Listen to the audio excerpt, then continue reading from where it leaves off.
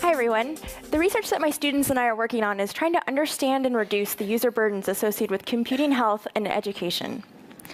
So what do I mean by a user burden? So we've developed a different model of 7 types of user burdens that we've observed in different types of interactive technologies in this space. So the first one is a physical burden. So for example, is the Fitbit that I'm wearing on my side here something that I can put on easily, take off? Am I losing it all the time?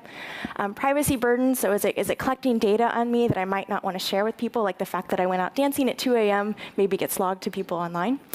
Mental burdens, just to think of, I always think, is it on me? Did I fall off? I'm constantly stressing about thinking about it.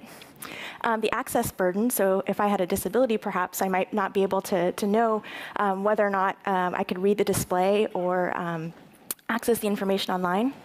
The time-based burden, so time is something that we're all constantly stressing with, but is it taking up too much time? Am I constantly running? I've often run back to go get it at home if I've forgotten it.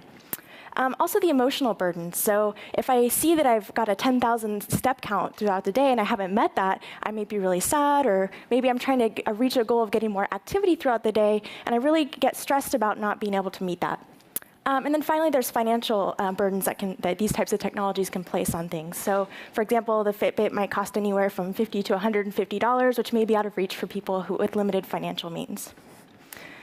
So what are we trying to do in my lab? So my students and I are investigating, first of all, trying to understand what these burdens are and the different types that they place. So I gave some examples of this, but we've gone and dig deeper into 3 specific ones at least. So for example, we've looked at investigating privacy burdens using what we called sensor proxies in the home. So we actually put different types of sensors throughout people's homes for a month to see how their privacy concerns manifest. We've also looked at the emotional burden. So we interviewed patients and doctors who were in the field of diagnosing or giving things over to people to understand the emotional burden they place. We've also looked at the physical design specifically around sleep technologies. And once we understand these, we try to address those burdens through the design of novel technologies. So I'm going to talk really briefly about 6 different technologies we developed that address various different types of burdens that technologies place. The first of those was baby steps, so looking at how we can help parents track developmental progress in their young kids, really looking at trying to reduce the emotional burden associated with tracking developmental delay. I've also developed a system called Aberus, which is looking at reducing the time burden associated with the different types of therapies related to autism.